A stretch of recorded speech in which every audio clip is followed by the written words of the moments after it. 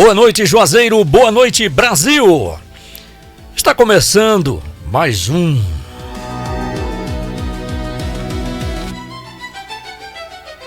Aqui não existe neutralidade confortável, existe choque de ideias. Fato não pede licença, argumento não aceita fuga. Está no ar o duelo.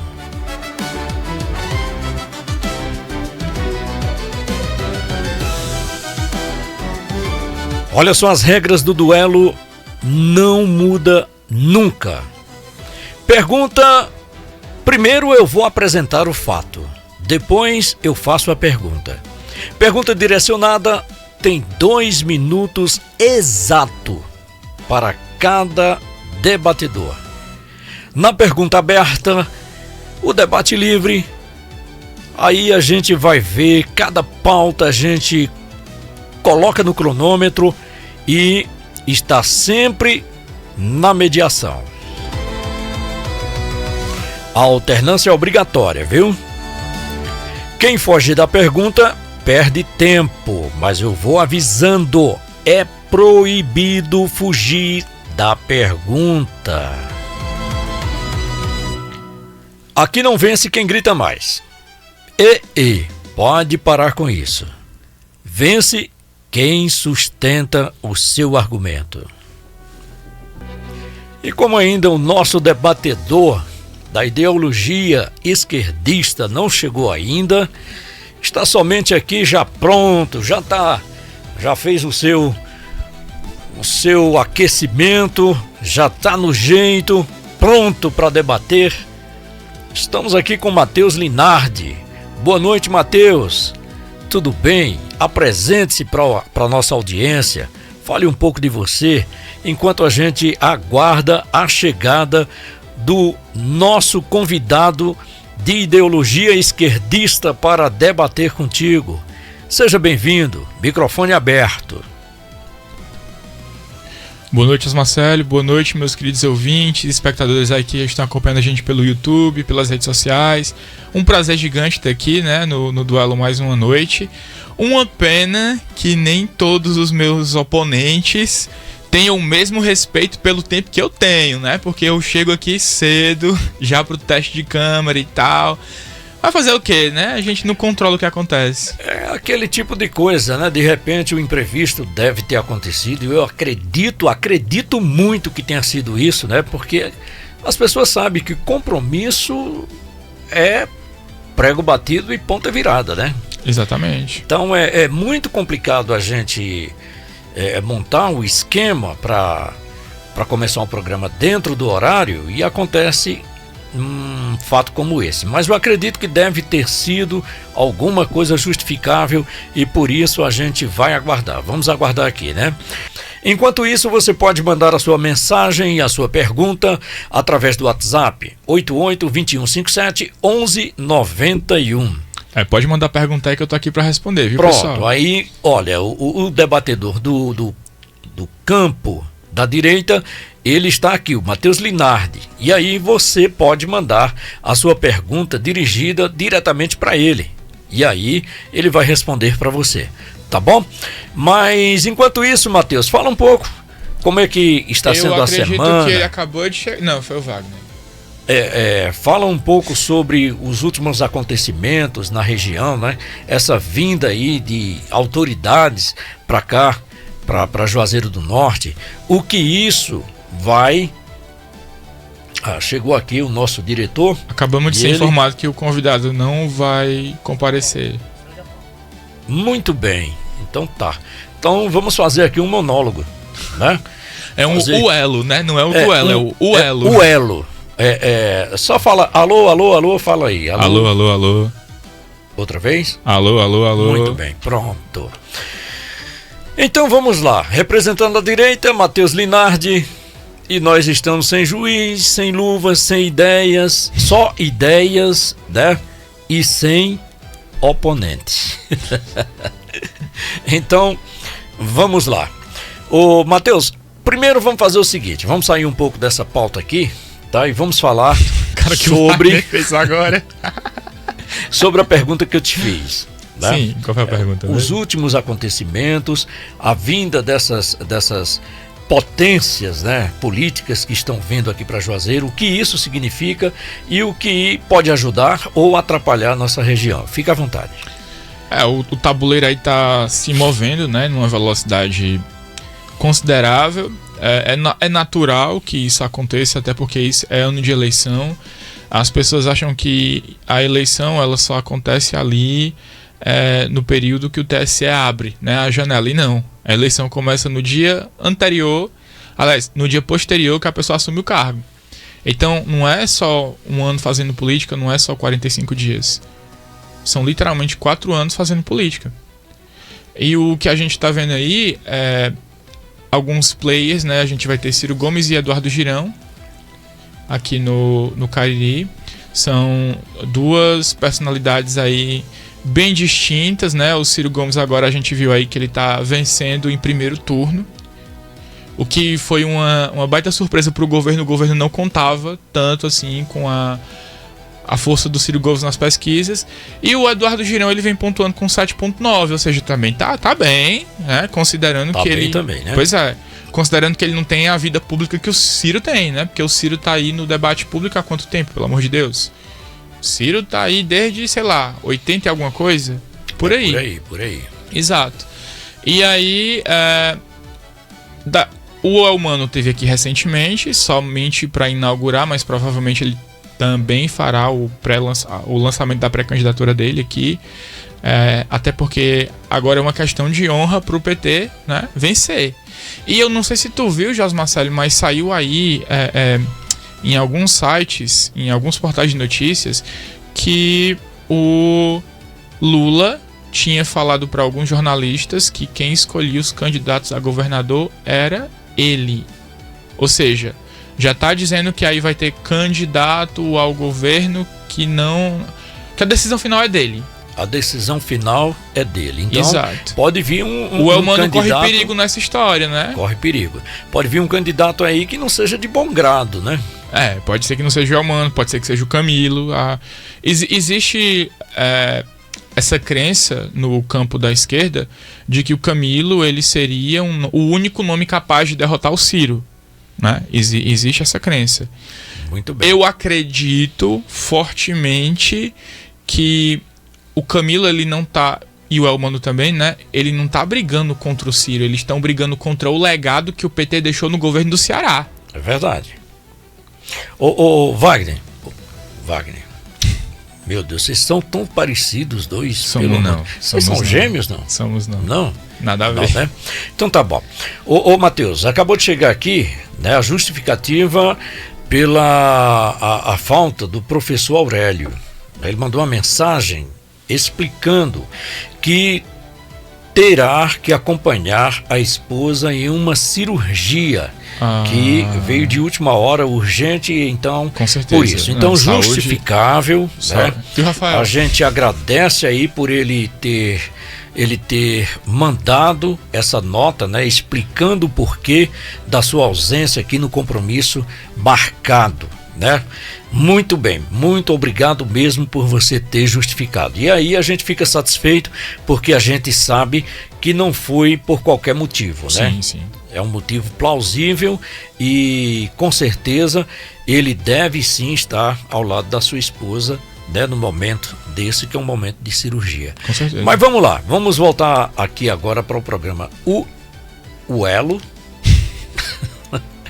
Esse Matheus, eu vou dizer, é engraçado, viu?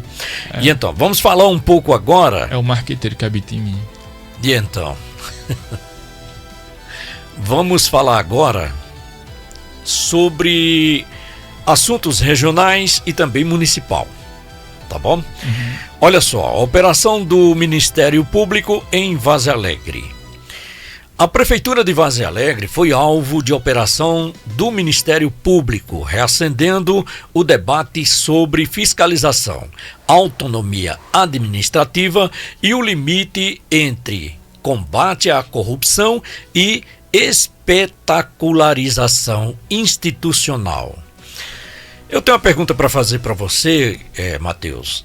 o Ministério Público virou ator político ou ainda atua estritamente como órgão técnico?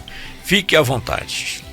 Eu acredito que a gente precisa fazer uma diferenciação aí muito grande, porque uma coisa é o Ministério Público enquanto instituição, e a gente sabe que não é só o MP de Várzea Alegre, não é só o MP de Juazeiro, é toda uma instituição por trás ali, né, que tem como seu chefe de poder, digamos assim, a Procuradoria-Geral da República.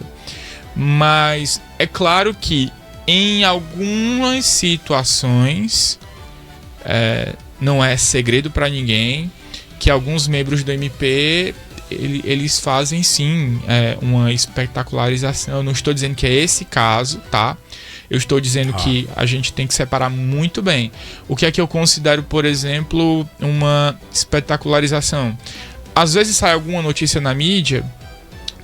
Teve aquele caso do BBB, né? Do cara que tentou beijar a menina e ela afastou ele e tal, não sei o quê.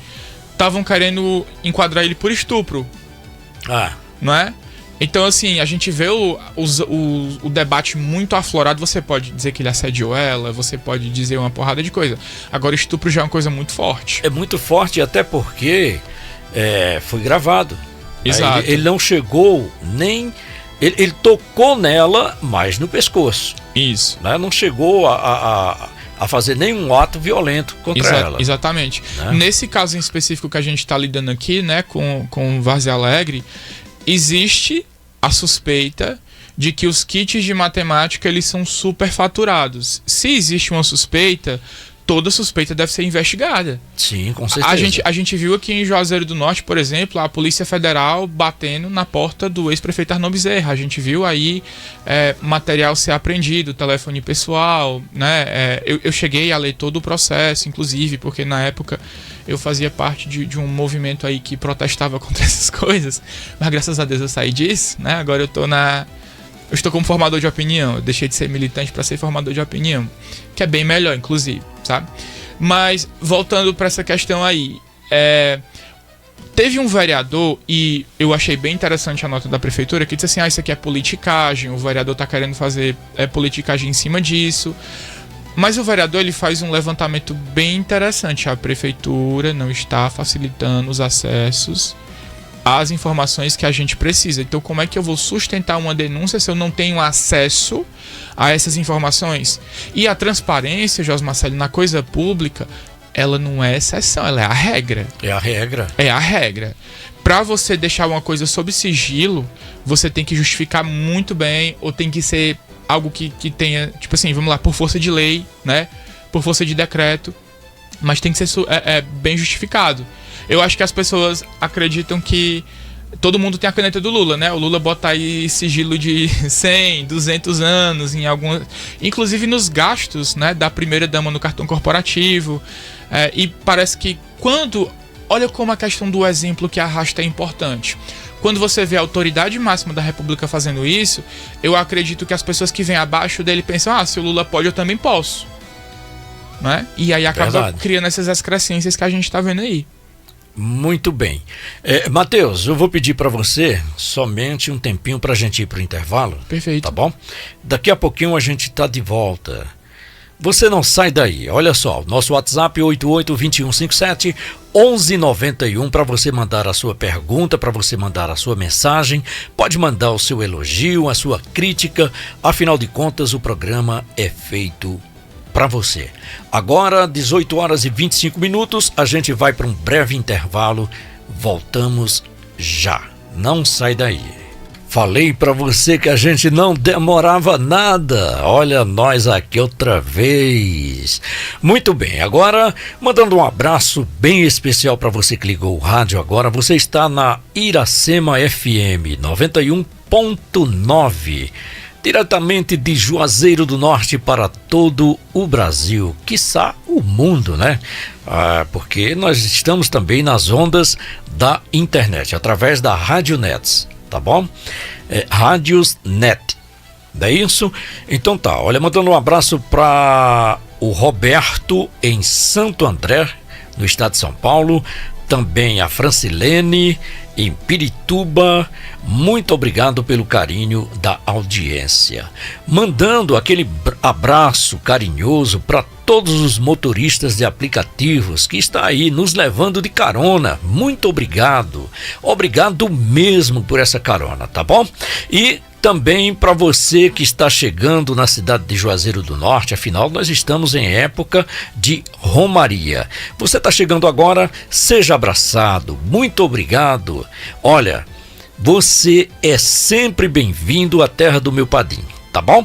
Então, sempre que você vem aqui, nós nos enchemos de alegria, porque a sua presença aqui deixa a cidade mais viva, a cidade mais alegre, tá bom? É muito importante que você esteja aqui conosco. Seja bem-vindo e volte sempre quando quiser.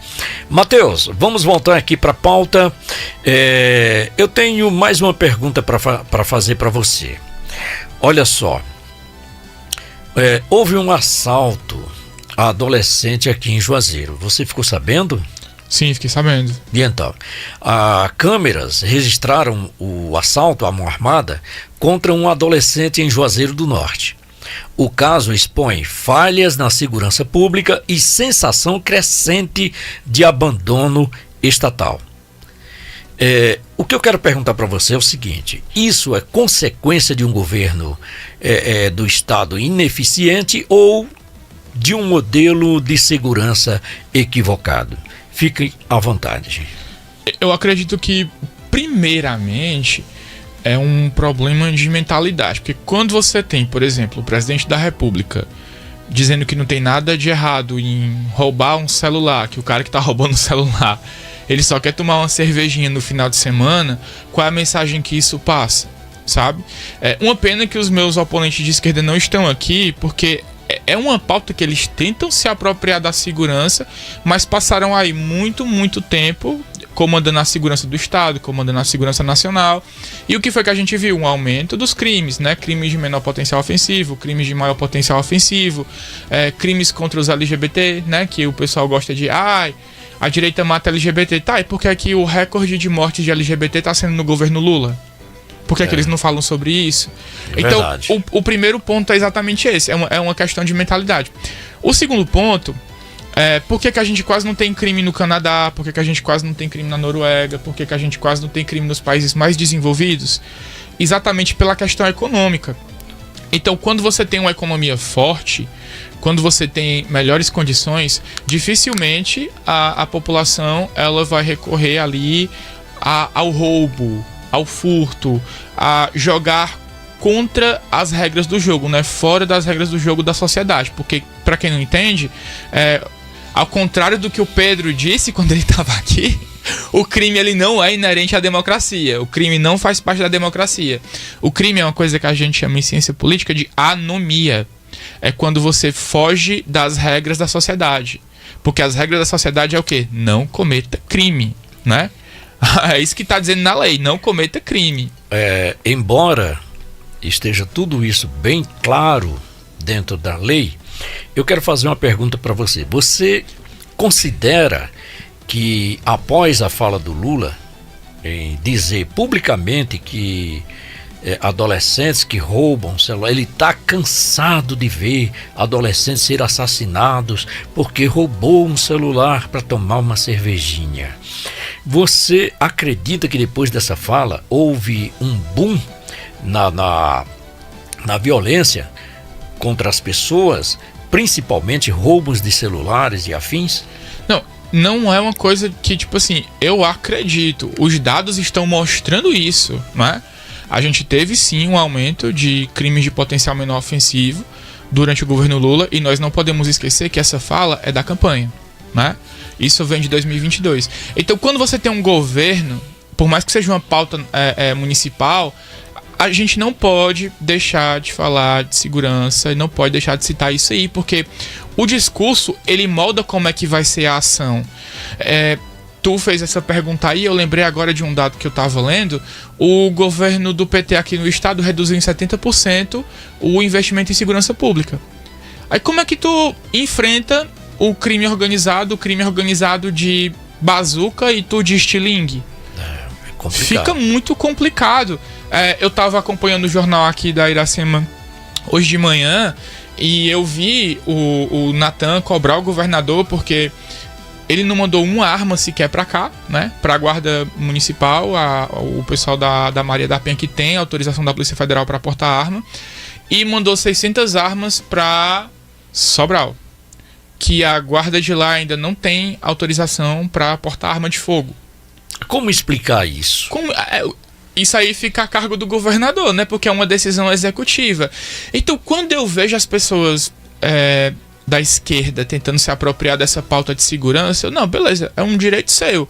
Mas o que foi que vocês fizeram de fato pela segurança, sabe? Me mostrem os números, me mostrem os indicadores, porque tudo que eu vejo é um governo que tenta surfar naquilo que deu certo em outras gestões.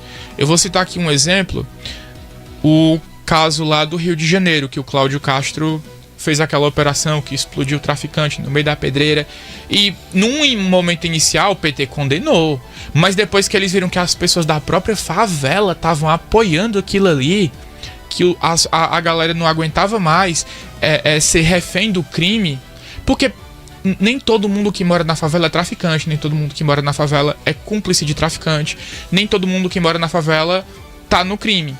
Inclusive explodiu vários Reels, vários TikToks de pessoas que, olha como é que tá o cara que tá na favela e tá trabalhando em vez de tá vendendo droga, os caras dançando e lá e tal. Porque é uma escolha legítima, sabe? Aí quando o PT viu que a galera da favela tava apoiando, mudou o discurso. Você vê também, José Marcelo, que o discurso sobre o enfrentamento de facções aqui no estado do Ceará, ele era muito fraco. Após essa guinada do PT nacional a apoiar a operação do Cláudio Castro, o governador tentou engrossar a voz. Mas quando ele foi engrossar a voz já era tarde demais, né? A gente tem, infelizmente, 60% do nosso território controlado por facções. É verdade. O negócio não é só falar, né? Tem que agir. Né? E o que a gente tem percebido, principalmente nos últimos anos, é a falta de ação do Estado. Isso é notório. Inclusive, aqui na região do Cariri, a criminalidade tem aumentado drasticamente. E não sou eu que tenho que explicar para a população o porquê que isso está acontecendo. Quem tem que explicar é o Estado. O Estado é quem tem que dizer, mas não se explica, não aparece, nada acontece, e aí está aí. Tudo Mas eu quero insistir ainda, fazendo a seguinte pergunta para você. Você acha que o Estado protege o cidadão ou apenas administra o caos? Porque nós estamos num caos. Total. Nesse exato momento, ele está apenas administrando o caos. Porque, como eu já citei aqui, a gente está vendo uma escalada do crime organizado. Se o Estado de fato protegesse, a gente veria uma situação sob controle. Se você tem 60% do território do Ceará controlado pelo crime organizado, quem é que manda mais? O Estado ou o crime, né? É muito, muito complicado isso, até para a gente até tenta amenizar, né? Porque assim, a audiência muitas vezes são pessoas de outros estados, de outros municípios, né? E aí não entende o porquê que a gente fala sobre segurança com tanta veemência. Tá? A gente insiste em bater na tecla com tanta veemência falando em segurança. É porque realmente a coisa tá feia. O negócio tá feio, certo? E não tem como se justificar isso. Não tem. Quando você vê uma cidade inteira ser esvaziada, porque o crime organizado tá mandando que todo mundo saia de lá. E por incrível que pareça, né, esvaziaram um distrito e depois passaram a esvaziar uma cidade. Como é que pode? Pois é. Como é que o Estado deixa chegar nesse ponto? Né? É complicado. E José Marcelo, eu conversei com alguns defensores do governador Elmano E eles, Matheus, mas crime tem em todo lugar, os Estados Unidos têm problema com gangue, os Estados Unidos têm problema com cartel e tal, não sei o que. Mas 60% do território lá não é controlado pelo crime. Então, a gente vê essa questão aí de uma forma muito simples. Lá há enfrentamento. A gente sabe que a polícia americana é uma das mais truculentas, elas vão pra cima mesmo. E lá tem aquele pequeno problema que a gente não tem aqui. Eles não têm tanto receio de que uma corregedoria pode fazer. Aqui se discute há muito tempo a questão da exclusão de ilicitude. E muita gente acha que é ferir os direitos humanos, e tem muitos policiais que dizem assim, não, é isso aqui que a gente precisa. Como é que a gente vai enfrentar essa galera sem jogar nas regras que eles jogam? Porque se eles matam um de nós, eles estão super tranquilos. Agora, se a gente mata um deles, a gente pode ser inclusive expulso da polícia. Pois é, tem até uma deputada, né, que até viralizou nas redes sociais com a seguinte fala, né? A polícia, ela deve se abster de atirar nas pessoas, né? Deve se abster de atirar nas pessoas. Tem que ser atingido primeiro para poder revidar. Você acha que isso funciona? Não, em lugar nenhum do mundo, né? Eu venho do direito. Então, lá no direito, a gente tem uma coisa chamada de legítima defesa putativa. O que significa exatamente isso?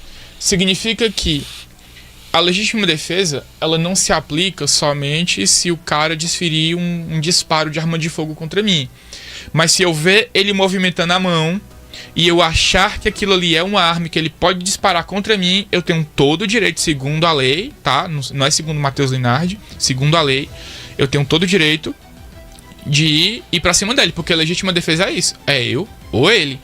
Se for provado depois que aquilo não era uma arma de fogo, aí é outros 500. E mesmo assim ainda configura-se a questão da legítima defesa putativa. Eu imaginei, atenuante, né? Exatamente, eu pensei que eu estava sob uma situação de perigo de morte. Exato. E tomei uma decisão.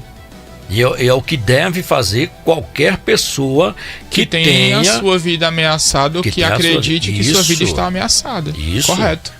Ou a de sua família, sim, da sua casa, né? Porque eu vi também, já que a gente entrou nesse assunto, né? A gente sempre está vendo nas redes sociais acontecer, né? Um camarada que invadiu uma residência, né? Anunciou o assalto, estava a esposa e a filha. Esse camarada pegou a esposa do cidadão, levou para o banheiro, pegou a filha, levou para o quarto, tá? Arrancou a roupa da adolescente, tá? E isso o pai vai chegando. Quando o pai foi chegando e percebeu aquela ação, ele não teve dúvida. Tá? Ele, lutador de MMA,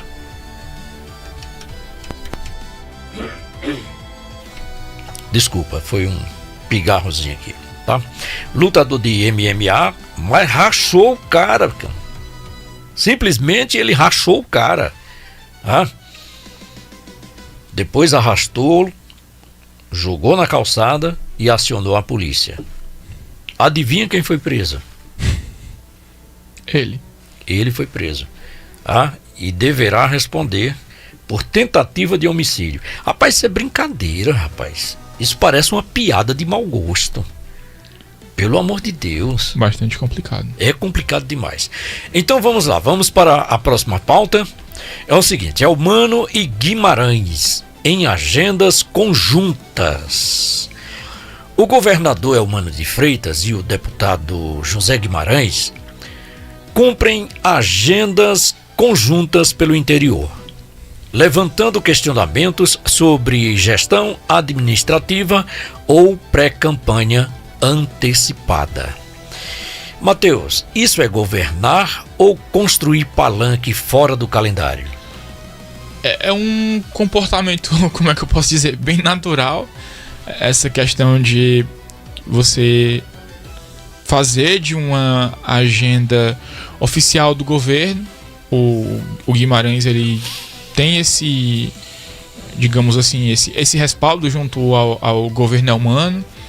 Tanto é que rola a boca pequena, quando estavam no governo de transição, o Guimarães ele tinha muito mais cargos federais do que a própria bancada do PT aqui do estado do Ceará. Olha só, um deputado só tinha mais cargos federais do que a bancada do PT. Até porque o Guimarães ele é um petista, né, histórico, ele é um grande quadro dentro do partido. Não estou elogiando o Guimarães, eu estou falando a história dele dentro do PT. Sim, é verdade. Então é muito natural que o governador dê essa atenção para ele, até porque agora o Guimarães ele tem interesse em ser o candidato ao Senado, né, do grupo político do Abolição. Então, e é o candidato ao Senado que tem a maior rejeição. Então é claro que ele vai utilizar as agendas oficiais para fazer uma pré-campanha antecipada. É natural, infelizmente é assim que o jogo funciona. O Guimarães, ele me parece mais uma pessoa de muita confiança do presidente Lula, né? Sim. O presidente tem demonstrado isso e tem publicizado isso, né? Sim, claro. É um aliado, digamos assim, de longuíssima data, né? Tanto o Guimarães quanto o irmão dele que foi preso lá no Mensalão, né? O José Genuíno. Então, são pessoas que estão muito no círculo interno, digamos assim, do presidente Lula.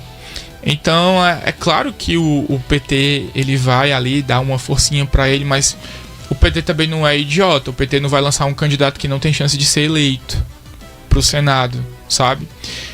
Então, se o Guimarães ele não reverter, digamos assim, essa rejeição, dificilmente ele vai ser o candidato do grupo. Até porque uma chapa de executivo, e aí a gente coloca também a questão dos senadores, passa por articulação, Josmar Célio, né? Quem hoje é o candidato do grupo, né? Quem hoje é o senador que ocupa a posição do grupo? É o Cid Gomes. E o Cid Gomes já disse que não quer sair candidato ao Senado, né? Ele quer uma outra pessoa. E essa pessoa que ele quer não é o Guimarães. Ele vem defendendo publicamente a figura do Júnior Mano como candidato ao Senado. Tudo bem que são duas vagas, e a gente sabe que o Senado tem o senador e o suplente de senador, né? Que foi como aconteceu com a Augusta e com a Janaína. Isso. Exato. Então, assim, não sei, eu acho muito complicado ainda falar sobre essa questão do Guimarães. Eu duvido muito que ele seja o candidato ao Senado do grupo. Eu acho que realmente ele, ainda mais quando você tem uma eleição tão polarizada como a gente está tendo, que o Ciro tá matando a pau já no primeiro turno, muitas alianças precisarão ser feitas para que esse cenário ele não se concretize lá no dia 2 de outubro. A gente precisa ficar atento, né? Precisa ficar atento porque muita água ainda vai rolar, né? Mas me diga uma coisa.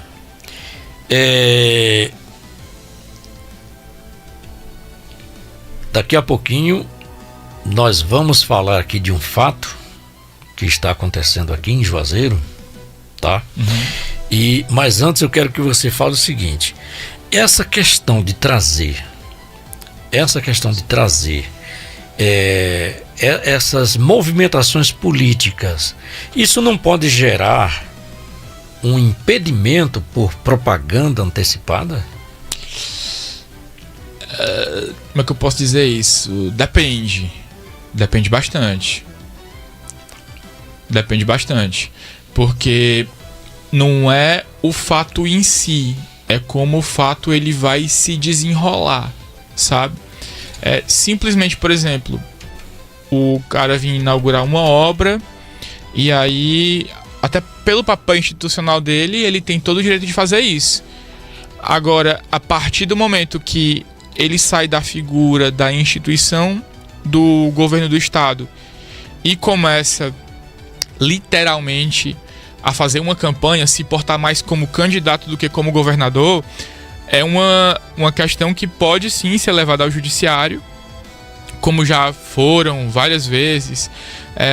Eu lembro que lá em Missão Velha, o Lourinho, que é o prefeito de lá, ele chegou a enfrentar um processo de campanha antecipada simplesmente por causa de uma camisa da vaquejada. Era mais ou menos assim: pra valer o boi tem que trocar o vaqueiro.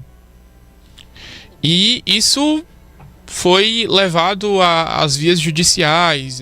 Acredito que chegou à discussão até em terceira instância, sabe? Que é no Tribunal Superior Eleitoral. Então tudo vai depender de como se desenrola o fato.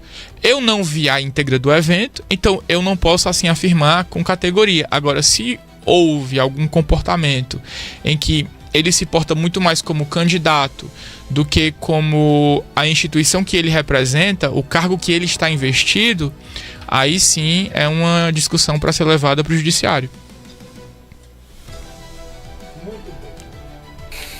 Muito bem, agora 18 horas e 48 minutos, a sua participação através do WhatsApp 88-2157-1191. E aí você faz a tua pergunta, você participa do programa, tá bom? Você está na Iracema FM 91.9. Vamos para o próximo tema.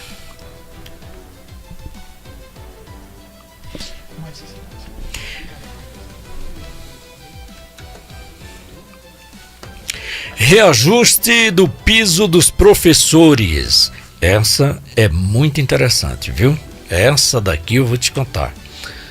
O reajuste do piso dos professores. O governador garante reajuste de 5,4% no piso dos professores. A medida divide opiniões entre valorização profissional e impacto fiscal. Mateus, sem fonte clara de custeio, isso é responsabilidade fiscal? Jamais. Jamais, porque quando você aumenta uma despesa, você tem que dizer exatamente de onde é que isso vai sair. Porque a gente está falando aí de alguns milhares de pessoas, né? Então, pode parecer que é pouco, mas quando você pega a quantidade de professores e é 5 ponto quanto aí? 5,4. 5,4. Então, se você pega 5,4 em cima do salário daquele professor, e isso aí é em cima do bruto, não é do líquido, sabe? Então, existe um cálculo a ser feito, quanto isso vai custar, como isso vai se manter ao longo do tempo, sabe? É temerário quando o Estado faz isso e não diz exatamente de onde é que vai vir esse recurso e qual é a viabilidade de sustentação ao longo dos anos, porque como eu falei anteriormente em outros programas, é uma despesa que fica para o futuro.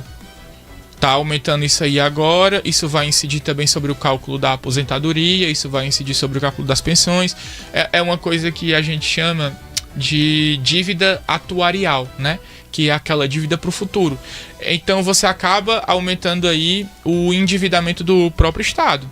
Porque vai chegar um momento, e a gente tem casos aqui no Brasil que isso aconteceu. Nós temos, por exemplo, Rio Grande do Sul, que os salários tiveram que ser pagos parcelados porque o Estado não tinha dinheiro para bancar, sabe? Rio de Janeiro, salários e 13º tiveram que ser parcelados porque o Estado não tinha condições de pagar integralmente do jeito que é para ser. Então, essa é a consequência no longo prazo. Pode parecer muito bonito agora, mas vai chegar lá um momento lá na frente que vai faltar dinheiro. E aí, será que as pessoas vão ficar felizes em receber seu salário de forma parcelada, receber seu 13º de forma parcelada? Eu acredito que não. Acho que ninguém quer isso. Não, ninguém quer. Mateus, nós recebemos aqui uma mensagem de WhatsApp da cidade de São Paulo. O Felipe, ele diz o seguinte, olha, em algumas regiões de São Paulo, o próprio crime proíbe roubos e crimes violentos. Após perder os territórios, a situação será ainda mais grave que no Rio de Janeiro. No Ceará, jovens do crime cometem execuções sumárias e crimes brutais por impulso. Crime no Ceará está maior do que na região metropolitana de São Paulo. Esse é assunto da pauta passada, mas que ainda cabe um comentário sobre isso. Você acredita que realmente, pelo tamanho do estado de São Paulo, a gente já ultrapassou essa barreira, se comparado com o estado de São Paulo? Eu acredito que, com certeza, até se a gente for pensar assim de forma proporcional, o Ceará é muito mais violento do que São Paulo. Agora, cabe também a gente lembrar o que é que foi feito lá em São Paulo, né? Muito se comenta de que o crime organizado ele entrou numa espécie de armistício com o governo.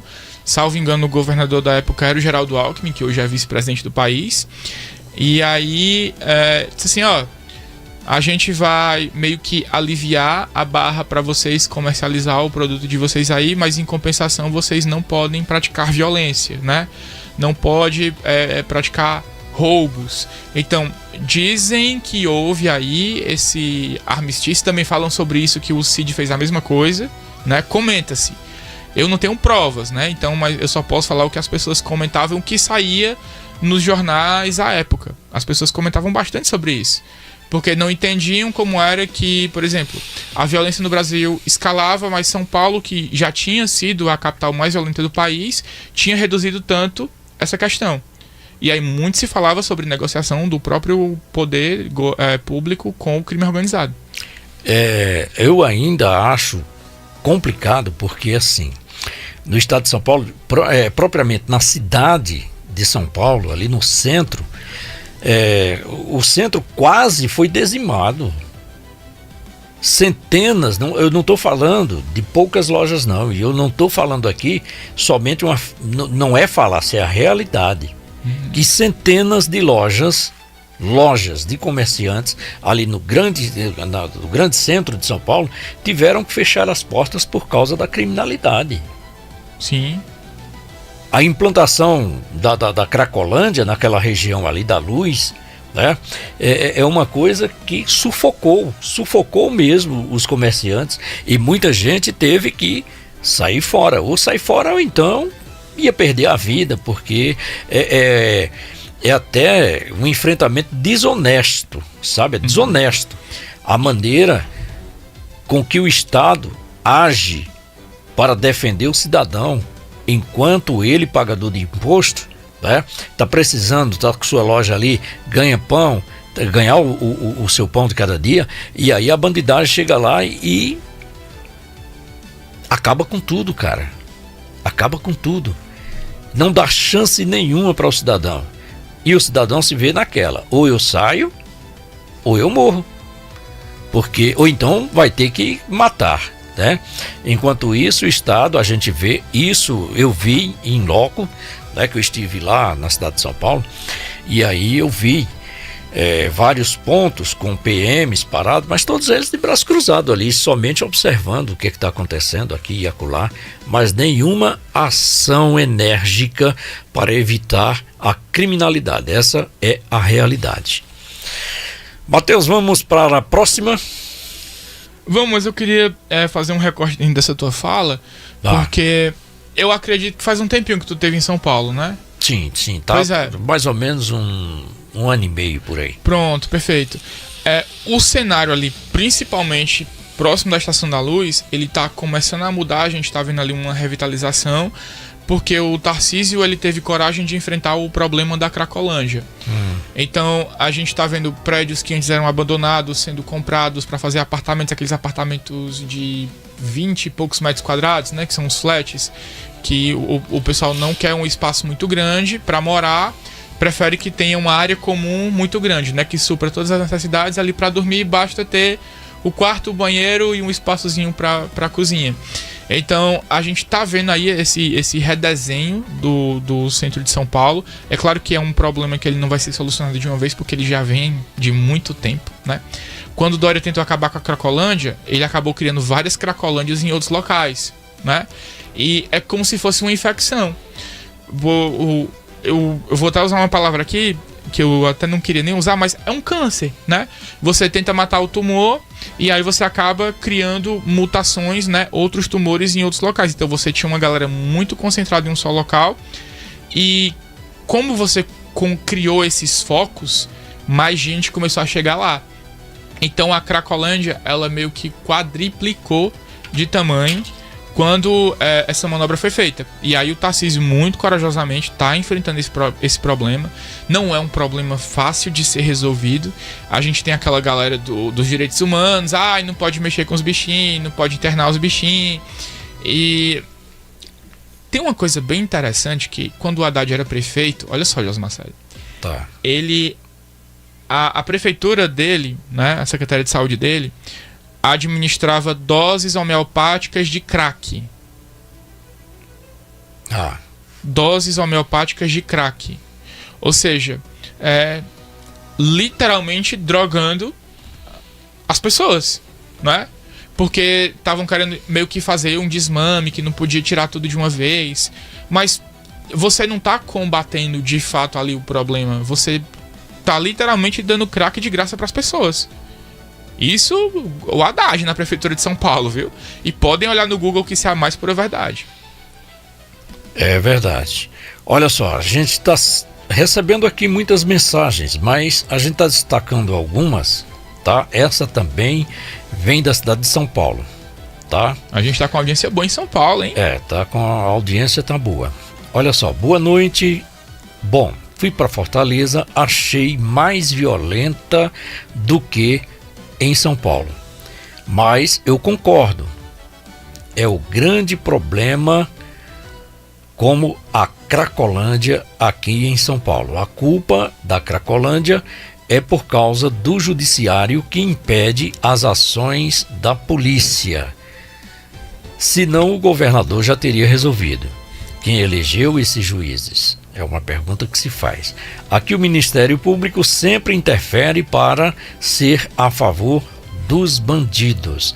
Esse aí foi um comentário da Lucilene, na cidade de São Paulo. É complicado. Então ela está endossando aqui a palavra, aquilo que eu estava falando, tudo exato. que você estava falando, né? Exatamente. Então, muito bem. Então vamos voltar aqui para a pauta, agora 19 horas. Eu vou só para um breve intervalo, mas eu volto já. Daqui a pouquinho a gente volta, você não sai daí.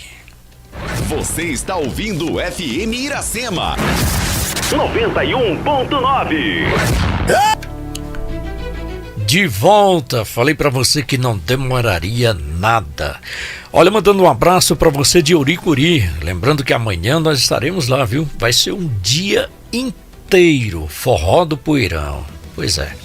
Um abraço especial para o pessoal do restaurante Chico Guilherme. Também um abraço para o Tássio Carvalho, Joquinha Gonzaga, meu grande abraço. Joãozinho do Exu, também tudo se preparando para o Forró do Poeirão amanhã em Uricuri. Você não pode perder. É uma festa anual, viu? Acontece uma vez por ano, mas eu vou te contar, viu? Eita forrozão bom. Ali é bom demais. Mandando um abraço também para Maria Aparecida, na cidade de Missão Velha, e para você de Juazeiro aí dos bairros Triângulo, para você do Mutirão, para você também do bairro Romeirão, João Cabral, bairro Franciscanos, para você do Pio 12, para você da Vila Fátima, para você do bairro Aeroporto, para você que está nos ouvindo aí nos conjuntos Tenente Coelho 1, 2 e 3. Um forte abraço, muito obrigado pelo carinho da companhia. Agora 19 horas e 4 minutos, o nosso WhatsApp 88-2157-1191. Você vai mandar a tua mensagem, manda a tua crítica, faz a tua pergunta, faz o teu elogio, faz o que você quiser, porque o programa é feito exclusivamente para você. Tá bom? A gente prepara tudo aqui com muito carinho para levar informações de alto nível para você.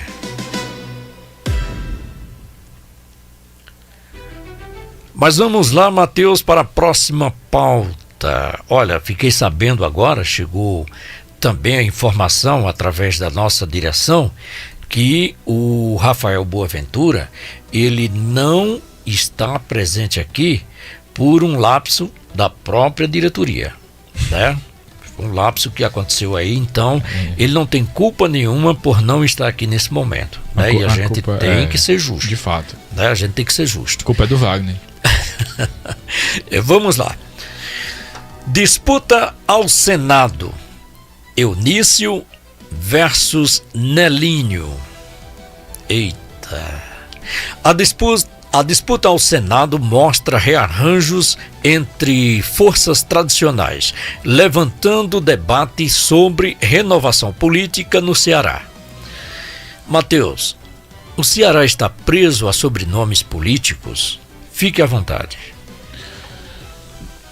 Eu não vejo, como é que eu posso dizer, de toda forma assim, preso a nomes políticos, porque a gente tem ciclos de poder, né? Por exemplo, os Ferreira Gomes, eles já foram a família mais poderosa do estado do Ceará e hoje estão aí, né? Estão dependendo de outras situações para o Ciro, digamos assim, voltar ao poder.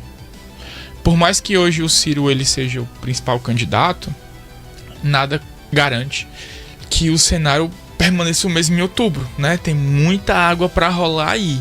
Então, eu vejo, por exemplo, nomes de fora da política que não pertencem, assim, digamos, a uma dinastia emergindo. A gente pode citar o próprio exemplo do Gleidson Bezerra, o prefeito de Juazeiro. Ele não é de nenhuma dinastia política. Apesar do nome Bezerro, ele não tem nada a ver, não tem né? nada a ver. Exatamente. Com Adalto Bezerra, com Arnon Bezerra. Mas a gente tem o Júnior Mano, que também não vem de uma dinastia política e hoje é uma grande liderança política. A gente tem o deputado Yuri Bruno, né, o Yuri do Paredão, que também vem se consolidando aí como uma grande liderança política, com muito trânsito dentro do governo, com muita articulação, com muito respaldo. E teve uma votação, apesar da votação dele em Juazeiro ter sido baixa, ele teve uma boa votação no estado e foi eleito e também, né, aliado aí do Júnior Mano. Então, eu vejo que o cenário do Ceará, ele vem passando aí por essa transformação, porque o poder muda de mãos, sabe? A gente viu ali uma situação bem sui generis, que ninguém acreditava que seria possível, os Ferreira Gomes perderem a prefeitura de Sobral, que já estava há quase 30 anos, digamos assim, né, sob a guarda deles, e perderam para um completo outsider que é o Oscar Rodrigues. Então, ciclos de poder, eles terminam. E quem vai assumir o próximo ciclo nem sempre vai ser alguém de uma dinastia política. Quem é o outro Gereissati que tá na política, né? O pessoal até brinca dizendo que o Tasso é uma mangueira, não cresce nada. Não cresce nada debaixo dele. Sem contar também que a gente observa muito, né, o desleixo desses candidatos e também políticos em cima da sua própria imagem, né? Porque cometem erros grosseiros que acaba culminando em fragmentar a sua imagem, como foi o caso agora, que isso repercutiu muito, né? O Eunício Oliveira, por exemplo, teve aí um problema aí com um certo radialista, certo não, vamos dar nome aos bois aqui, né? Com o Francisco Fabiano, e isso eu acredito que isso corrói a imagem do político, né? Porque como que pode misturar as coisas, né? Chegar assim e utilizar posso dizer, força bruta mesmo, né? Para calar as pessoas. Você concorda? É a questão do tal do coronelismo, né? Que sempre foi muito forte aqui no Ceará. Na verdade, nos estados do Nordeste, a gente sempre teve essa questão da lei do mais forte. Eu tô muito por fora aí dessa situação envolvendo o Fabiano. Eu não conheço os detalhes exatamente o que se passou, sabe? E seria leviandade da minha parte comprar um lado de cara só porque eu conheço muito bem o Fabiano, já trabalhei com ele, gosto muito dele, mas que essa coisa do coronelismo, né, de quem manda mais, de quem é o dono, infelizmente isso é uma realidade, principalmente aqui no Nordeste. Que não poderia existir. Que não poderia existir, mas existe, né, infelizmente. Infelizmente. Pois tá. Vamos lá. Existe renovação real ou apenas troca de atores? Eu acredito que sim, existe uma renovação real. Se a gente pegar ali para um pouquinho mais para trás, uma figura como o Domingos Filho, né? Que aí não só veio ele, depois veio o filho dele, que é o Domingos Neto. Eles não seriam possíveis. E aconteceu, né? E foi o que desenvolveu ali a questão do Tauá, porque Domingos Filho, Domingos Neto, aí vem Genesias, que também é um outsider, não é um cara que tem um nome assim muito forte ligado à política, não tem essa tradição política na família. Então, sim, a gente sempre tá vendo aí o poder trocar de mãos, e isso é muito bom. A gente tem percebido aí realmente uma renovação grande desde as eleições de 2022. Surgindo aí novos nomes e diga-se de passagem que já vem aflorando com certo poder na mão, né? Uhum. E isso deixa de manter o poder concentrado em uma panela, vamos dizer assim, né? Sim. Mateus. Então vamos lá.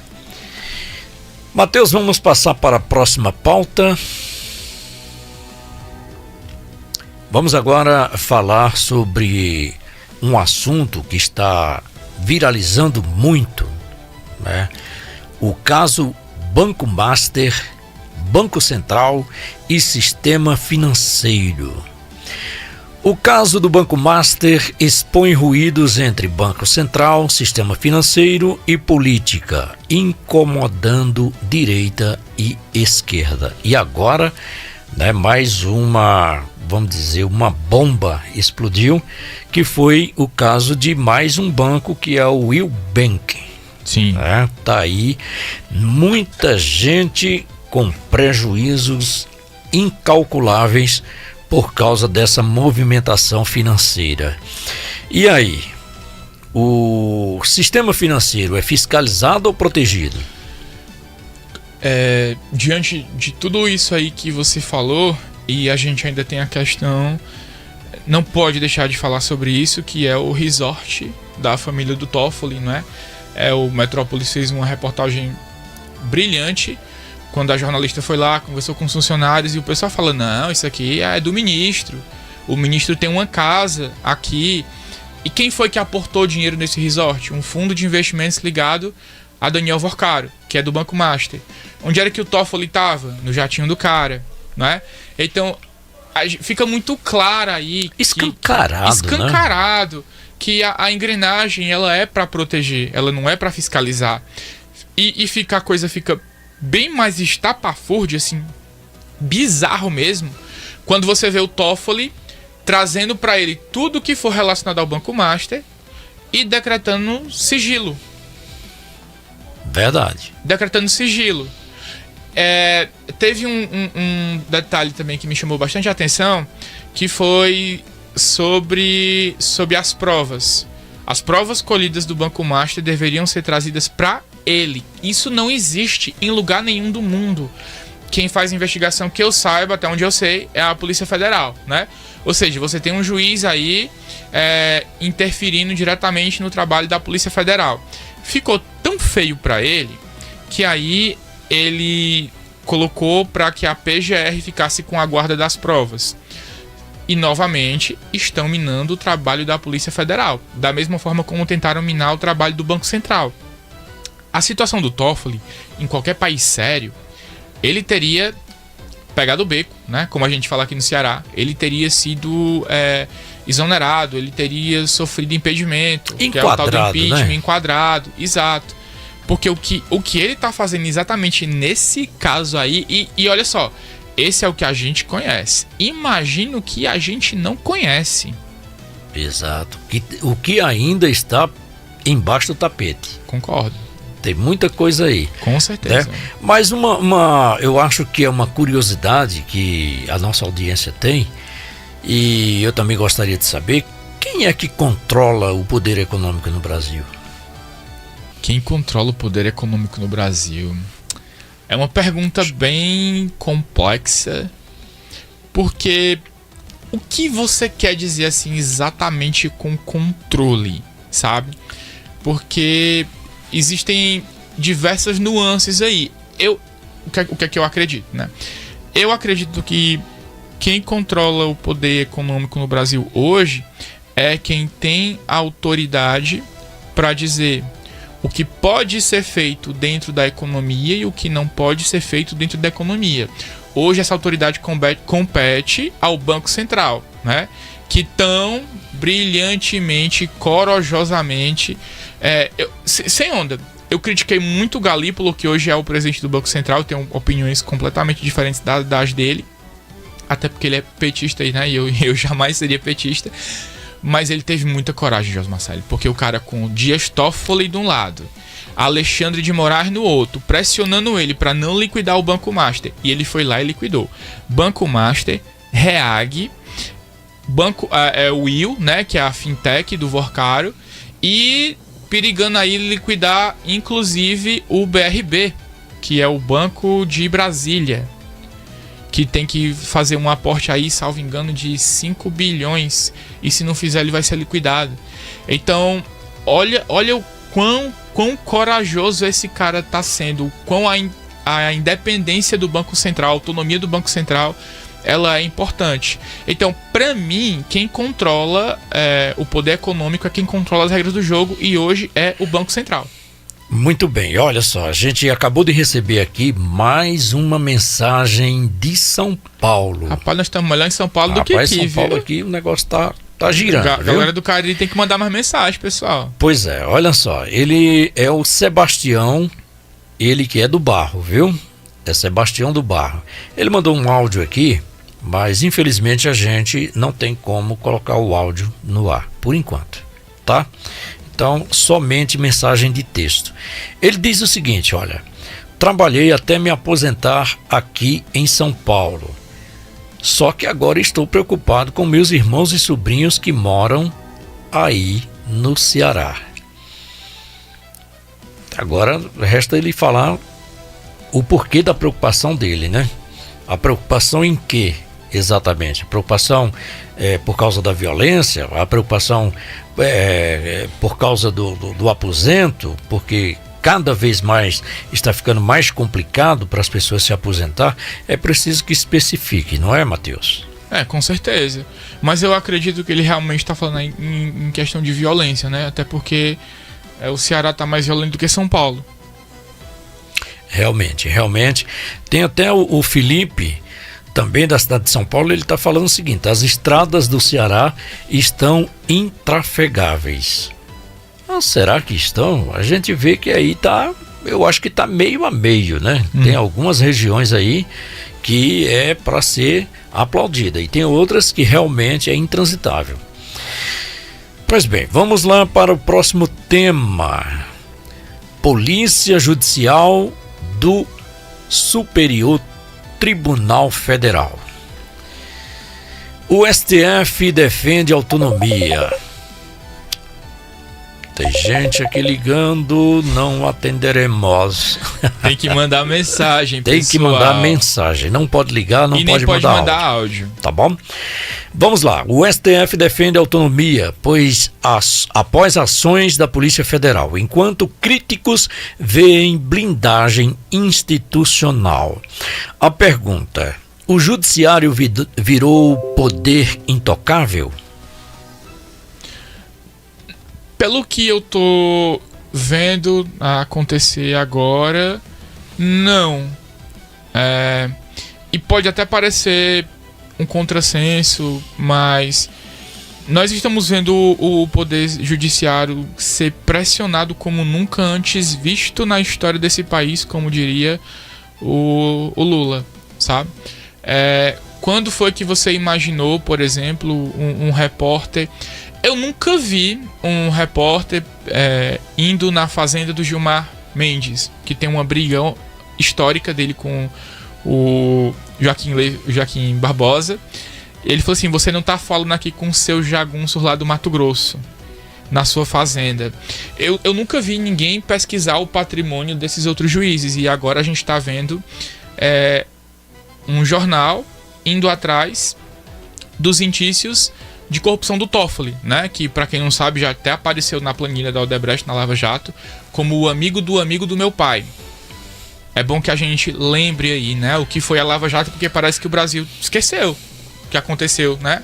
É o maior escândalo de corrupção dos países democráticos, e mesmo assim votaram no Lula. Mas trazendo para cá, eu bati nessa tecla no debate com o Rafael e eu volto a bater. A grande estratégia da direita para 2026 é aumentar a sua bancada dentro do Senado Federal. Porque se a direita conseguir eleger o presidente do Senado, ela vai ter o controle da pauta. Ela vai dizer exatamente aquilo que aqui vai ser votado. E aí, o que é que está em jogo nisso aí?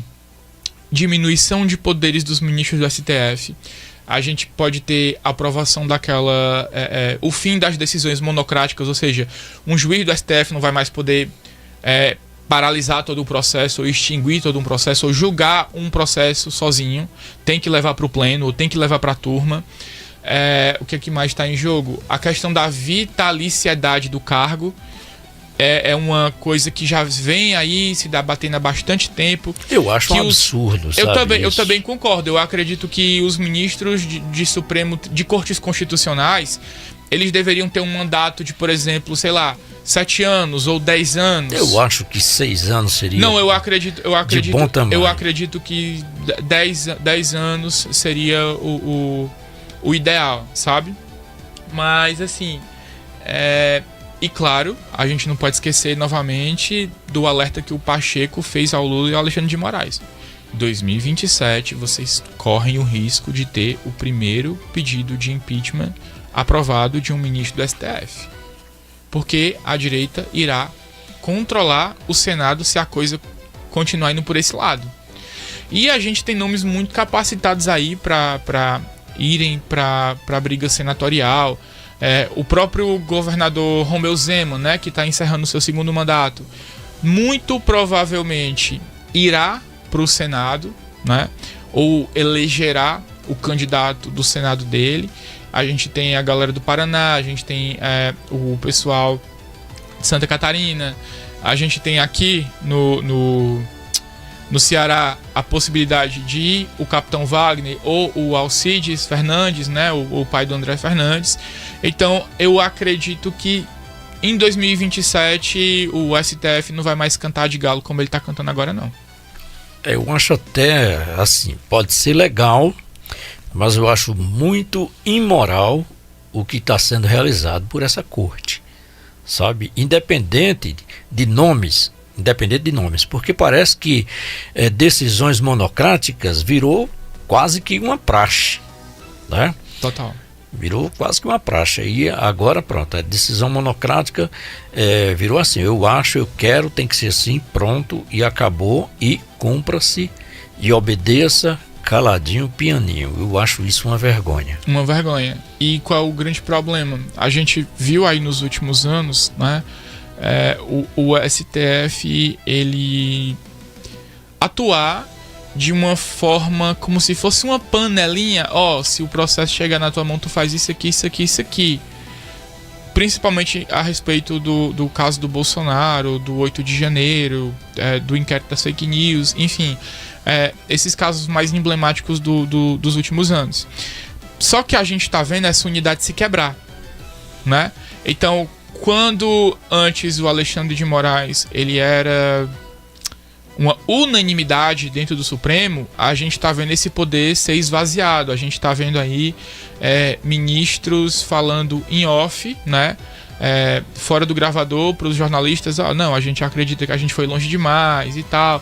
Eles jamais vão dizer isso publicamente, mas eles sentem o termômetro da população em relação às coisas que eles fazem. Sim, com certeza. E sentem muito mais ainda quando tem que se juntar à própria população. Com certeza. Né? É. A gente tem visto aí inúmeros vídeos. Exato. Hostilizar em aeroporto, Isso, avião, exatamente. supermercado.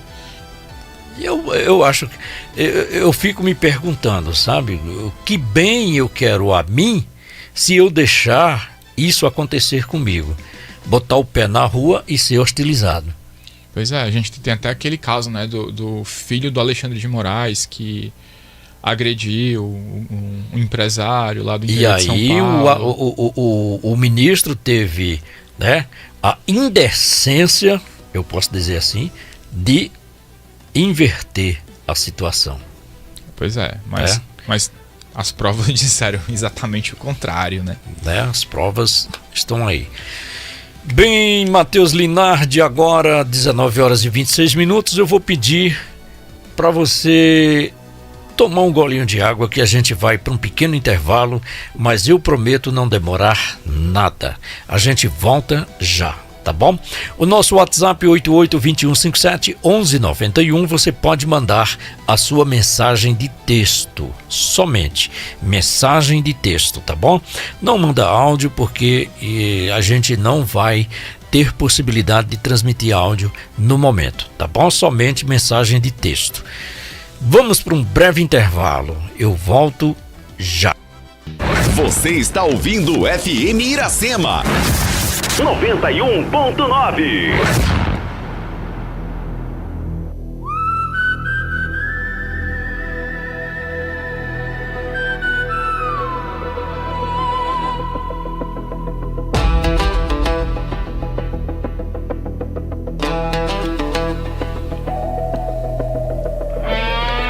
Voltamos. Olha, mandando um abraço especial para você da cidade de Caririaçu. Muito obrigado pelo carinho da audiência. Para você também de Milagres, para você de Mauriti, muito obrigado. Meu amigo Geraldo aí na cidade de Mauriti. Quem não conhece Geraldo da Pamonha? Meu grande abraço, Geraldo. Muito obrigado aí pelo carinho da audiência. Também mandando um abraço para você aí do Caldas, pois é, do povoado do Caldas. Ali é distrito, né? Distrito do Caldas. Meu grande abraço, muito obrigado, viu? Para você de Barbalha, você também de Santana do Cariri. Muito obrigado pelo carinho da audiência. E aqui o duelo continua hoje sem embate. Hoje é o elo. É o elo. Hoje é só uma pessoa. Vamos lá para a próxima pauta. Vamos lá. Lula, Trump e diplomacia de risco. Declarações recentes de um ex-chanceler reacenderam o debate sobre a política externa brasileira. Segundo ele, o presidente Lula deveria rejeitar qualquer aproximação com o chamado, abre aspas, Conselho da Paz, fecha aspas, proposto por Donald Trump, mesmo diante de risco de retaliações diplomáticas ou econômicas. A posição expõe uma divisão clara entre dois modelos de diplomacia. De um lado, a diplomacia orientada por valores, alinhada ao multilateralismo tradicional, a rejeição de lideranças consideradas disruptivas. De outro, uma diplomacia pragmática, focada em interesses estratégicos, comércio e reposicionamento do Brasil no tabuleiro global. Mesmo que isso implique dialogar com governos ideologicamente opostos. O episódio também levanta questionamentos sobre até que ponto o Brasil pode se dar ao luxo de transformar a política externa em extensão de disputas ideológicas internas. E se a rejeição a Trump representa a defesa da soberania nacional ou resistência simbólica a um ator político que desafia consensos globais. A pergunta, Matheus, é a seguinte: rejeitar qualquer diálogo com Trump.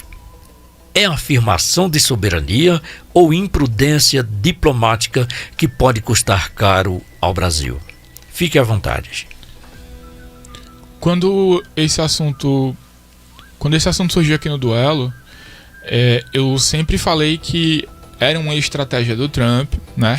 Uma baita jogada de mestre, inclusive, porque quando ele chama o Lula para o Conselho de Gaza, né, o Conselho da Paz, ele está neutralizando o principal aliado da Palestina na América. Por quê? Porque desde quando começou o Israel contra-atacou, né, o ataque terrorista do Hamas. Eu gosto de falar sobre isso, parece que quando o Pedro está aqui ele normaliza terrorismo. E comigo não, né? Comigo de forma nenhuma. Tudo começou agora, né? Recentemente. Tudo começou com o ataque terrorista do Hamas. E aí, os terroristas utilizando as crianças como escudo e o Lula achando isso lindo, né? Pra quem não sabe, o Hamas tinha uma base no hospital de Gaza. O hospital ele era utilizado como uma base terrorista. Exatamente porque utilizando as pessoas do hospital como escudo. E tem gente que acha isso lindo. Então, quando o Lula ele criticava o genocídio de Gaza, como ele chama, ele estava mostrando que ele tinha muito mais afinidade ideológica e diplomática com a Palestina. A partir do momento que o maior aliado de Israel o convida para sentar no Conselho de Gaza, é para neutralizar. Isso não é uma jogada... É porque assim, vamos lá. Existe o Mateus, o que é que o Mateus faria, e existe o cenário que eu estou lendo. Eu quero deixar isso muito bem separado, porque eu sou um defensor do Ocidente aqui, eu já falei diversas vezes, né? Que inclusive eu sou a favor de uma solução pacífica. Eu acredito que dá sim para construir, apesar da Palestina ter recusado todos os acordos que foram propostos, né? Isso não é fake news, está lá no Google. Israel já cedeu muito mais do que a Palestina está pedindo. E a Palestina simplesmente não quer aceitar um acordo de paz. Eles querem destruir Israel. Isso não sou eu que estou falando. Isso foi dito pelas autoridades palestinas, sabe? Mas, voltando aqui para o caso. Eu, enquanto Matheus Linhares, se eu estivesse na posição do Lula, vou para o Conselho de Gaza, vou fechar com os Estados Unidos, que é o melhor parceiro econômico que a gente tem. Vou negociar, inclusive, tarifas melhores, né? Porque quando você tem um maior alinhamento, você tem um maior poder de barganha. Agora, esse chanceler que fez essa crítica muito bem acertada ao Lula, ele está fazendo isso dentro do que o Lula vem manifestando na sua política externa. Porque o Lula critica a forma como Israel lida com o problema da Palestina. A partir do momento que ele aceita entrar no Conselho de Gaza, ele está dizendo o quê?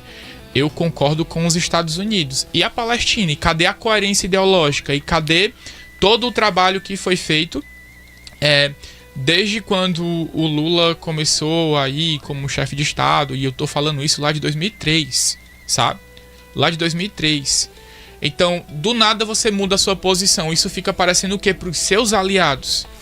É complicado. O cálculo político que o Lula deve fazer aí é extremamente complicado, até porque ele é uma pessoa de esquerda, ele é uma pessoa que é muito mais próxima da Liga Árabe do que dos Estados Unidos, ele é uma pessoa que defende muito mais a Palestina do que Israel. E quando eu falo isso, eu não estou falando sobre buscar as soluções dos dois estados coexistirem. A gente viu o Ministério das Relações Exteriores brasileiro, né, a chancelaria brasileira, passar pano para os ataques do Hamas a Israel. Coisa que a gente não viu, por exemplo, naquela questão que a gente vinha debatendo aqui com o Pedro do Irã, né? A gente viu a nota do Itamaraty em relação ao que aconteceu no Irã. A gente já tem aí calculado, José Marcelo, mais de 32 mil pessoas mortas naqueles protestos, sabe? 32 mil pessoas. O Itamaraty disse os iranianos que tomem conta dos seus países. Olha só, que absurdo. Pois é. Aí quando foi o Hamas, né, um terrorista, né, uma organização terrorista, atacando Israel, eles se posicionaram literalmente a favor do Hamas. Quando você vê um governo como o Brasil... É por isso que eu falo que o Brasil ele é um anão diplomático. Por mais que o Rafael não concorde, por mais que as pessoas que sentem aqui na bancada que representam a esquerda não concordem, a grande verdade é que o Brasil ele não está ligando para os direitos humanos. Eles só ligam para os direitos humanos quando fere os aliados deles. A gente teve agora a Venezuela. A gente teve Irã. A gente teve Síria. A gente teve... mais recentemente Cuba também, que está enfrentando uma onda de protestos. A gente não vê o PT Ucrânia, né, que foi invadida aí desde 2022. A gente não vê o Itamaraty ficar ao lado dos direitos humanos. E isso é muito prejudicial para o Brasil enquanto Estado, sabe?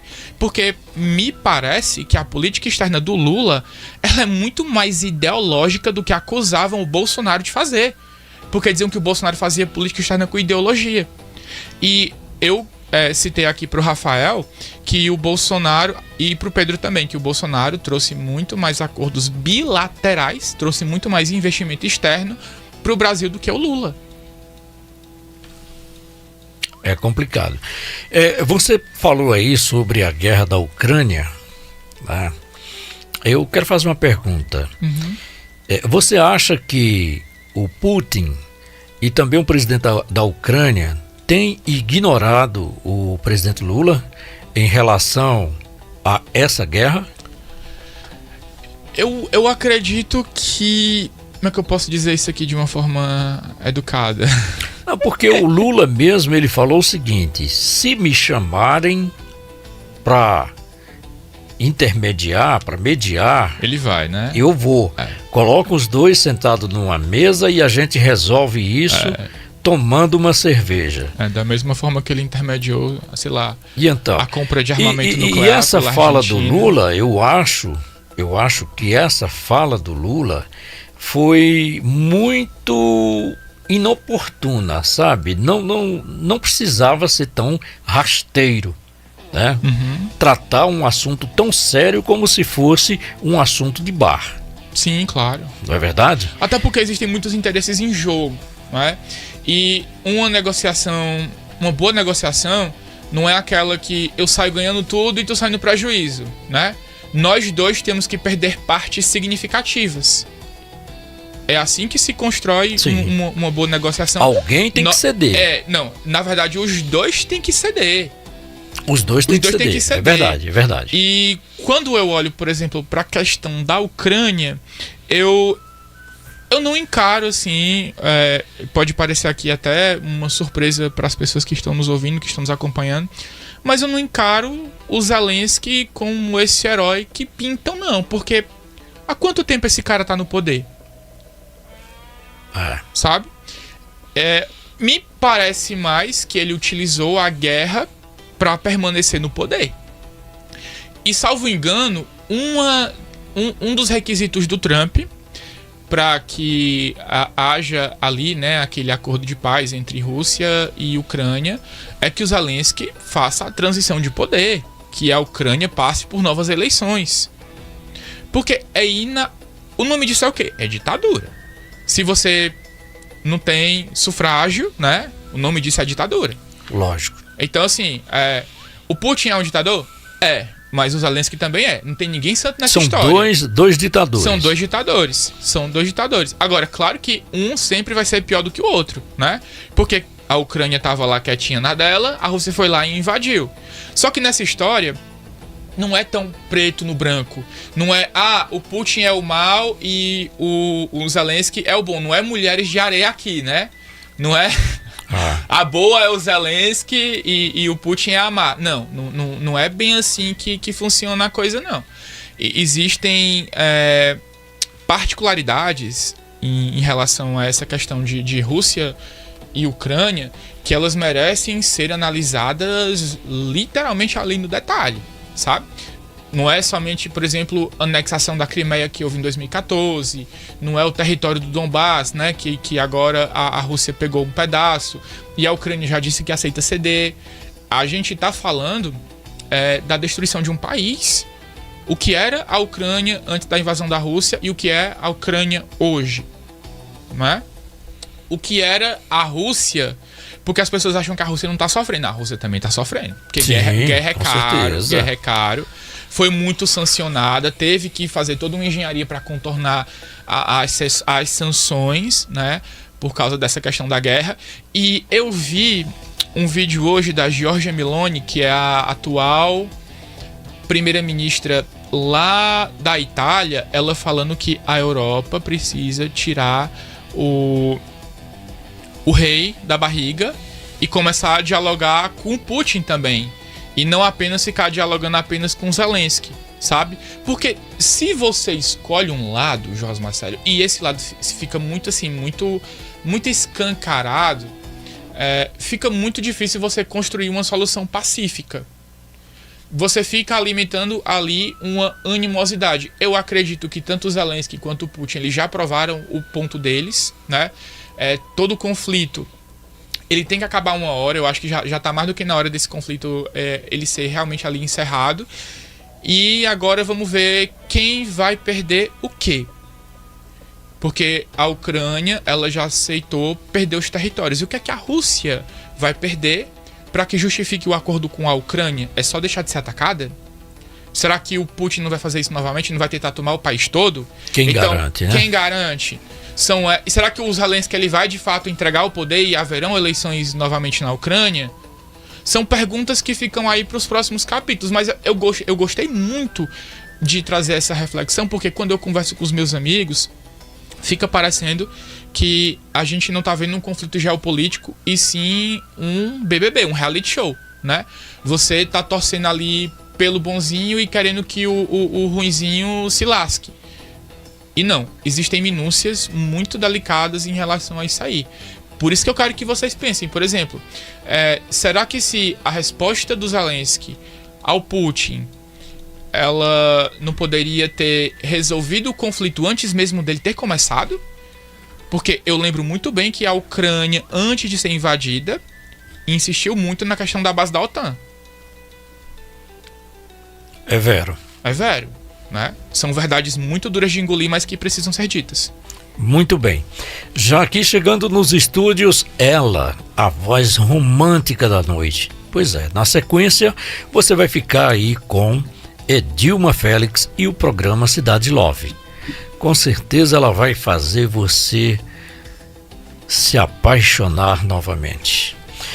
Olha só, vamos para mais uma pauta e eu acho que essa é a última, tá bom? Estados Unidos fora da Organização Mundial da Saúde, mais guerra cultural. Os Estados Unidos oficializaram a saída da Organização Mundial da Saúde, rompendo com um dos principais organismos multilaterais do mundo. A decisão reforça críticas de que instituições globais deixaram de ser técnicas e passaram a operar sob influência política e ideológica. Ao mesmo tempo, Donald Trump anunciou a intenção de cortar ajuda externa a programas ligados à ideologia de gênero e diversidade, aprofundando a chamada guerra cultural global. Para apoiadores, a defesa da soberania e dos valores nacionais; para críticos, um ataque à cooperação internacional e a direitos humanos. O episódio escancara um mundo dividido entre consenso global e soberania absoluta. Mateus, esse é um assunto um pouco delicado, né? É um assunto delicado. Não tanto. Eu acho engraçado que as pessoas adoram criticar os Estados Unidos, mas todo mundo quer mamar nas tetas deles, não é? Porque o que é que eu vi na pandemia? Eu vi a OMS dizer que estava agindo com base na ciência E depois a gente viu que muitos protocolos que a OMS estava mandando para o mundo inteiro e que estava todo mundo obedecendo cegamente, estavam completamente equivocados e não eram baseados em ciência, né? Verdade. E a gente viu algumas pesquisas, algumas coisas que realmente ali eram baseadas em ciência e foram pesquisas desacreditadas porque não coadunavam com a agenda que a OMS queria impor. Então, o Biden era um cara que apoiava bastante a OMS porque, vamos lá, por que foi que o Biden foi eleito? As eleições nos Estados Unidos foram pelo correio, né? Por causa da pandemia. As eleições foram via correio. Muitas pessoas votaram de forma antecipada. Isso acontece nos Estados Unidos, sabe? Porque por causa da pandemia foi um volume muito acima. E o Trump perdeu exatamente por aí. Então, quando a agenda ela coaduna ali com aquilo que você defende, você apoia.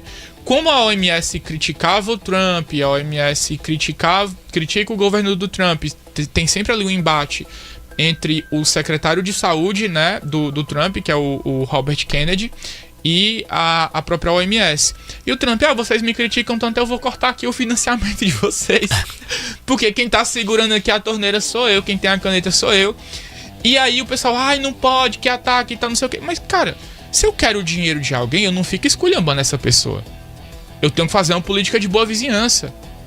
Aí as pessoas falam assim, mas isso é transfobia, ataque à identidade de gênero. Se é uma coisa, um valor que ele não acredita, por que é que ele deve manter?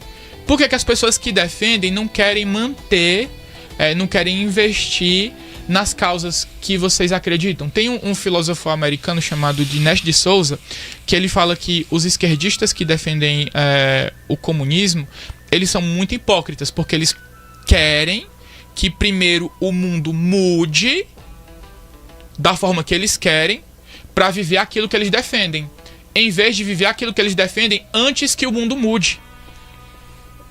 E isso realmente é uma baita hipocrisia, sabe? E eu vejo essa galera woke, né, esse pessoal aí que a ideologia de gênero, negócio de queer e tal, eles querem que isso aí seja tipo uma pauta e tal, mas eles não querem manter. Eles querem o dinheiro dos outros para manter. Interessante, Matheus, você bateu numa tecla aí, que a gente vê alguns países já mudando a forma de interagir com essa ideologia, né? Sim. Já está mudando, como foi o caso do Peru, por exemplo. Exatamente. Né? Que causou uma indignação do mundo, mas que de certa forma foi uma decisão acertada. Não, com certeza. Existem algumas bizarrices da forma como as pessoas elas costumam lidar, né, com esse tipo de temática. Eu sou completamente contra, por exemplo, crianças terem bloqueadores de hormônios para que elas se identificam como trans, entende? E aí elas tomam aqueles bloqueadores de hormônio pelo SUS, inclusive. Sabe? Eu acho isso muito complicado. Como é que uma criança sabe exatamente aquilo que ela vai ser? E existem estudos, e novamente não é nada tirado da minha cabeça, que a maioria das pessoas que fazem a cirurgia, né, de redesignação de sexo, elas se arrependem.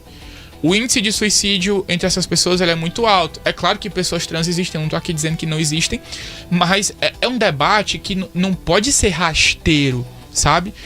Eu acho muito prejudicial para uma criança ela ser tratada como um rato de laboratório. Muitas vezes, até mesmo pelos próprios pais. Isso é perigoso. Isso é muito perigoso. Isso é muito perigoso. Então, é um debate que a gente tem que ter o máximo de cuidado. Eu tô me esforçando muito aqui para ser polido, porque o papel da imprensa é exatamente esse, né? Eu acredito no que eu acredito, mas eu acredito principalmente no indivíduo, sabe? Pra quem não sabe, pessoal, eu sou uma pessoa, né, LGBTQIA+, eu sou gay, eu não tenho problema nenhum com isso. Mas esse debate, ele tem que ser travado com muita responsabilidade. Não é simplesmente o Trump deixou de financiar políticas disso. Não, peraí. O que é que está acontecendo com as crianças que estão sendo submetidas a esse tipo de tratamento? Será que esse é o caminho? Será que não é melhor a criança, o adolescente, quando estiver lá no seu... a sua consciência mais formada, poder escolher aquilo realmente que ele quer? Tem um caso muito famoso, Jorge Marcelo, que eu quero trazer pra cá, da filha da Angelina Jolie, a Shiloh. Ela era tratada como uma criança trans, ela se vestia como homem desde criancinha, sabe? E quando foi na adolescência, ela virou literalmente um mulherão. E ela não quer se vestir mais como homem, ela não quer mais ser tratada como homem, ela é uma mulher cis. Da mesma forma que aconteceu com a Shiloh, né, da Angelina Jolie, acontece com várias crianças anônimas. Por isso que esse debate ele tem que ser feito com muita responsabilidade. E a gente tem visto aí muitos relatos, porque a gente fala de redes sociais como um campo perigoso para esses assuntos, mas a gente vê muitos relatos de pessoas que simplesmente, assim como você falou, se arrependeu de ter tomado a decisão de enfrentar a família por causa da sua ideologia implantada. Porque eu acredito muito que seja isso, sabe? Ideologia implantada. Não é nada disso que eu penso, não é nada disso que eu quero, mas foi o que me ensinaram. Eu acredito muito nisso aí, sabe? E tem repercutido aí várias postagens que a gente pode acompanhar nas redes sociais, e eu acho isso lamentável, sabe? Porque o ser humano não poderia estar nessa dúvida, sabe? De identificação. Isso é triste. Sabe? Eu não tenho nada contra o LGBTQIA+, inclusive na minha família eu tenho irmãos, tá entendendo, que são gays, e eu respeito e amo de paixão todos eles, tá entendendo? Eu não tenho problema nenhum com isso, não tenho, só que eu acho, isso é uma posição minha, que a forma de integração, certo, dessa ideologia é que é perigosa. Eu acho a forma que está sendo colocada é que é perigosa. De fato, é muita propaganda. Muita propaganda, muito iê, sabe? Muito mimimi, sinceramente, de certa forma, a inversão de valores começa por aí. Concordo. Entendeu? Começa por aí. Concordo. Então, Matheus, nós estamos chegando aqui na reta final e hoje, como não houve embate, então não podemos falar em consenso, não podemos falar em vencedores ou perdedores, né? Aliás, podemos falar sim em vencedores. Nós vencemos, né? Estivemos aqui em respeito à nossa audiência, tá? E agora só nos resta as suas considerações finais. Mais uma vez, né? Um prazer estar aqui, agradecer a audiência, agradecer a paciência das pessoas, agradecer as interações que a gente recebeu aí no chat, que foram muitas mensagens, né? Teve até uma ligação aí, eu não sei se a pessoa depois mandou uma mensagem. Não mandou, só ligou. Pois é. É sempre um prazer estar aqui, pessoal, e até semana que vem, né? Porque amanhã não tem o duelo, amanhã tem um surto e eu não vou pro surto, quem vai é o Pedro Siebra. Muito bem, inclusive o surto, que também é minha casa, mas amanhã também eu não estarei presente no surto, tá? Porque amanhã eu vou pro Forró do Poeirão, lá em Uricuri, tá bom? Gente, foi um prazer enorme estar na sua companhia. Eu sou Josmar Célio, esse foi o Duelo. Hoje não tivemos duelo e sim um diálogo aqui, muito prazeroso com o Matheus, né? Matheus Linardi, e a quem eu quero agradecer, porque trouxe aí uma informação muito rica, não somente para a nossa audiência, mas também para a minha pessoa. Cada vez mais eu aprendo mais com o Matheus e eu quero agradecê-lo pela sua presença, né? E dizer que será um prazer estar novamente com você na segunda-feira, a partir das 18 horas. Tá bom? Obrigado, Jorge. Um grande abraço. Para a audiência, Um cheiro e um queijo, um ótimo final de semana. Se você vai beber, pelo amor de Deus, contrata um motorista, tá bom? Você contrata um motorista. Não dirija embriagado, por 2 motivos. Primeiro, falta de respeito com a sua família. Segundo, risco à sua própria vida e que também cometimento de um crime, tá bom?